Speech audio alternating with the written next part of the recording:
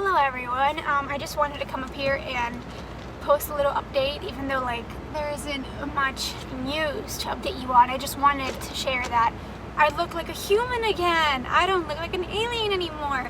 I have eyebrows, I have eyelashes, I have hair, even though it looks like I have male pattern baldness. I have hair. Wild stuff. It's growing, by the way. It's not going to stay like that. It was worse. So, I did have a biopsy of the residual mass yesterday. It's right here, a little scar. It's funny because the actual residual mass is smaller than this is, like the little white band-aid thingy. It's about the size of this. I think I had said that last time. Anyway, so I had my procedure yesterday. The doctors were really nice. They weren't going to sedate me at first, but I must have looked miserable because I went into the CT scan room, because it's a CT guided biopsy, and the doctor was like, you know what, I'll just put you in twilight sedation, and he put me under, but I was still awake, I could still see them doing stuff. It was kind of freaky because, they were just putting needles right here, and I was put under for my first biopsy, so I don't really remember any of it, but he kind of walked me through it, and he was telling me what he was going to do, and I must have looked so freaked out because he was telling me how different it was going to be from the first biopsy. Because the first biopsy, he was like, it was very easy because the tumor was so big. He could just put a needle and take it out, and that was it. And they still couldn't get a good enough sample the first time. So anyway, this time he said, because it had been treated and it was so small and it was so deep inside where my vessels are and stuff, it was much more tricky to actually get a good sample, and he didn't want to put me to sleep because he said when you put people under anesthesia, they tend to sometimes move and do freaky things, and obviously if someone has a needle in your chest and you do an abrupt movement, you can die. So yeah, telling me that didn't exactly alleviate me my fears, so we agreed to put me in twilight sedation. It was okay. It was fine. He also told me that the samples that he saw, on first glance looked all to be dead and, reactive tissue, not cancer or anything like that, so that is good. I am still waiting for a couple more days on the complete results, and I'm going to post a video about those when I get them. What else? I will have a PET scan in 2 weeks, and we will go from there. Honestly, I woke up this morning and I feel like I'm so ready to go back to my normal life. This morning I just got up and I was like, shit, we're still here, we're still doing this, I think I'm kind of crossing the line where I'm feeling well enough to not be focusing on treatment and its side effects so much, whereas I was watching my old videos last night, and I was like, boy, I look so sad. I promise you I was not sad. I just looked like I was in a sad state, worn down, beat up, whatever. I don't look or feel like that anymore, and it's only been 7.5 weeks since I've been out. I feel blessed because obviously chemo's horrible and no one should have to go through that. It was the worst 4.5 months of my life.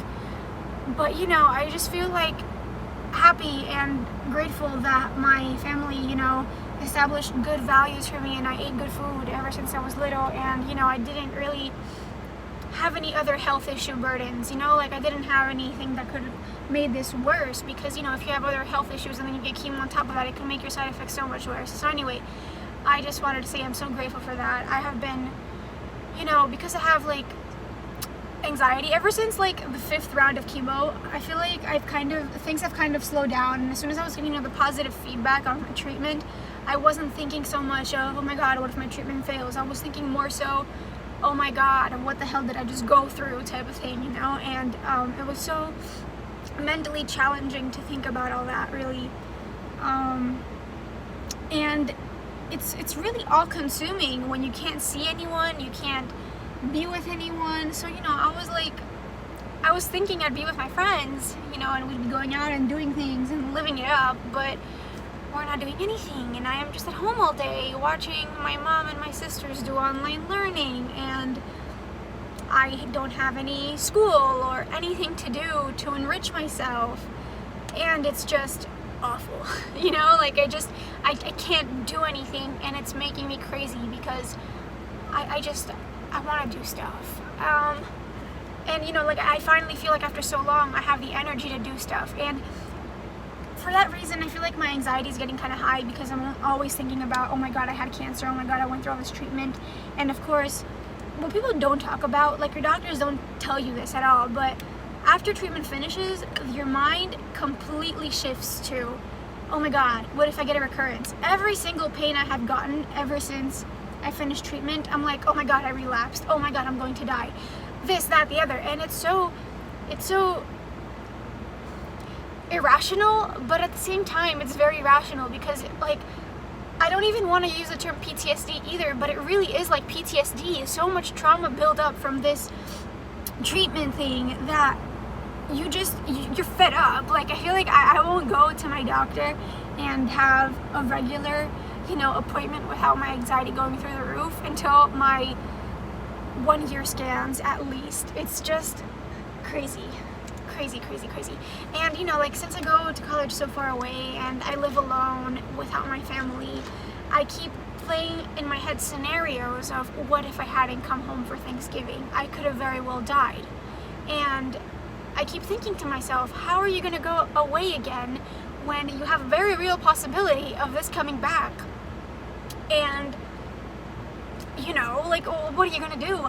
And in my head, I feel like that keeps me back. Like, I don't know how ready I'm going to be to go back to college again. Obviously, I'm going to do it. I'm not going to drop out or anything like that. I have to finish. But I'm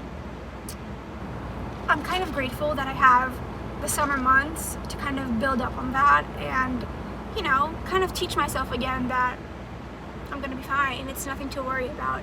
And that, you know, I may think these things because I've been through all this crap, but in the end of the day, it's normal to feel this way, because had anyone gone through this, they would think the exact same thing. Our bodies and our minds are trained to think based on past experiences. So, like, yeah. But on the other hand, I'm very excited to leave. Even though I'm anxious about it, I'm excited to leave. Sorry, it's very hot. I'm excited to leave. I'm excited to, you know, go back to Greece where COVID isn't an issue anymore, and hopefully it won't it will continue to not be, so I can, you know, see my family over there who haven't seen me since before I was diagnosed with this crap. So, you know, I haven't seen my father since September.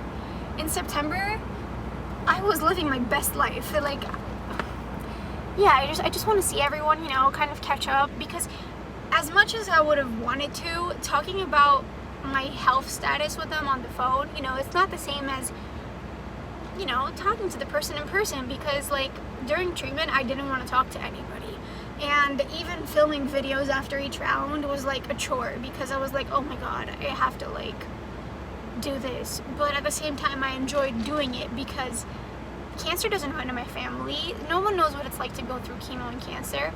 So I kind of felt like I didn't have an outlet to let out, and making these videos kind of was an outlet to let out, you know. But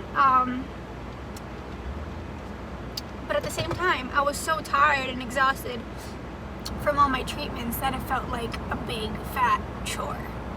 Even going to the bathroom was a chore on chemo.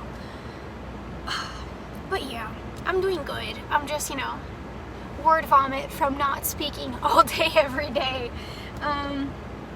But yeah, I will update again when I get my biopsy results. I should have a PET scan in a couple weeks again to make sure the uptake, you know, is just staying the same or going down. But honestly, if and when the biopsy comes back negative, I won't even care about the stupid PET scan, because they're just false positives all the freaking time.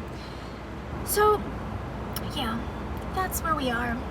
So the one thing I'm going to ask is that you send me prayers so that I can get my mind out of this stupid loop of, oh my god, you're going to relapse, because I know statistically that is not a well, it is a possibility, but it's so freaking small. I may as well start playing lotto and win the lottery instead.